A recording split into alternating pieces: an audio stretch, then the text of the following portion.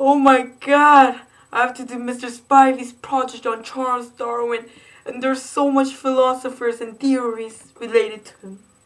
Oh Jesus, please help me, or I'll fail this class. Oh, my poor child.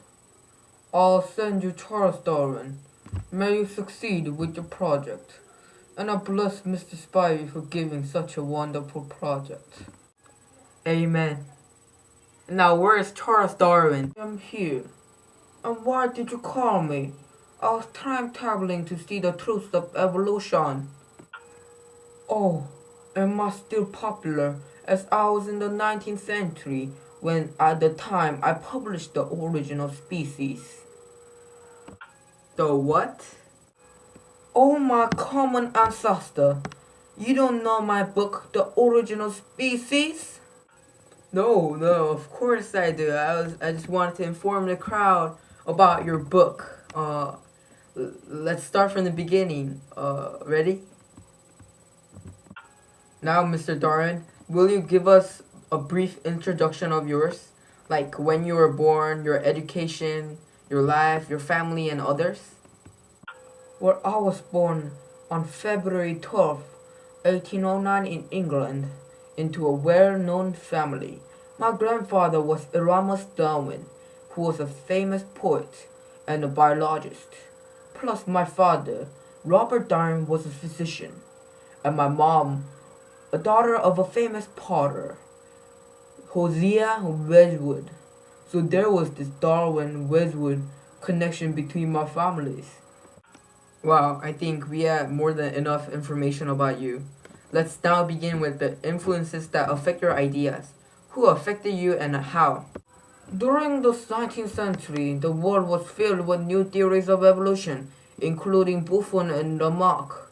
Personally, Lamarck had an impact on my ideas, as I argued the environment shaped the animals.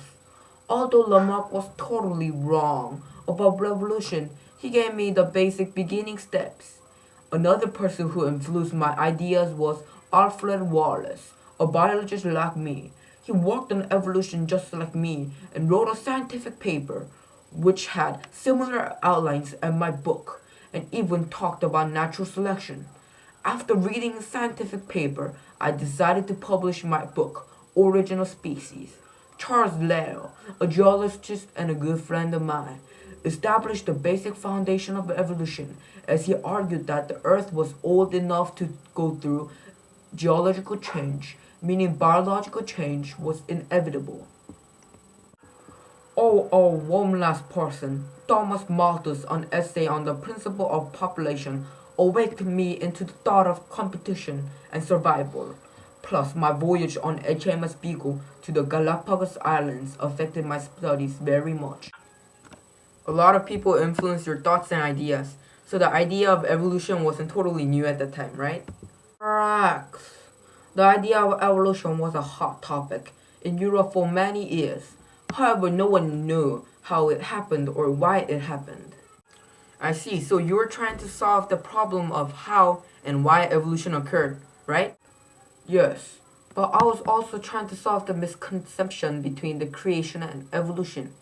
During the 19th century, the idea of creationism, which argues that every living thing was created by God and was never changed, and the church was far dominant in the theory of evolution.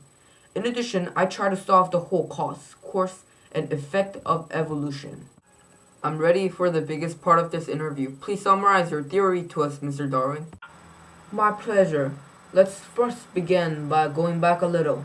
Charles Lyell's theory of geological change proved that Earth was old enough to go through biological change. The fact that there was geological change proved to me that the environment would have altered due to volcanoes, earthquakes, and natural disasters. A changed environment means that the animal living in the region will have to compete for survival in the new environment. In this competence, only the only ones with beneficial traits, such as longer beaks or different colors, will survive while the weaker ones diminish. And the fittest one will survive to pass on his genes to the next generation, creating a whole new population or species. This idea of the same species competing each other for survival was totally new to Europe. What was different between my theory and Lamarck's theory was that Lamarck argued that an individual could create a whole new population, while in my theory, it's not an individual, but a population with beneficial traits. Lamarck even argued that if a giraffe stretched its neck during its lifetime, it would pass down to its offspring, while argued that it was a genetic variation that passed down to its offspring. You guys must be really confused. I'll try to summarize my main theory into 4 steps. 1. Genetic variation. 2. Overproduction of offspring. 3. Struggle for existence. 4. Differential survival and reproduction. Just like I said before, the only ones with genetic variations that give them beneficial traits will survive the struggle for existence and become able to reproduce. I call this theory natural selection. The idea of natural selection is also brought me this new thought that we might all be from common ancestors. This idea of common ancestor was very, very revolutionary and anti-church. My idea was that new species evolved from the same ancestor due to geological or environmental change or struggle for existence. Wow, that was a pretty long speech, wasn't it? If you want to learn more about my theory, please read my original book, The Origin of Species. Oh, one more thing, Mr. Darwin. I heard that you didn't publish your books for like 20 years. Am I correct? Yes, correct, and that was due to several reasons. First, I feared the controversy it would bring, and possible persecution of me. Plus, I was a faithful Christian myself, so I didn't really know if this was going against my own God. Third reason was the scientific caution, as I also had doubts in my theory since evolution cannot be observed in a man's lifetime. Well, after all, I did publish my work, which brought a whole huge chaos of controversy. Ha ha. Wow, Mr. Darwin. I thank you so much for joining us today. You're welcome. Wish you an A on your project. But remember, I was a pretty stupid kid at your age too.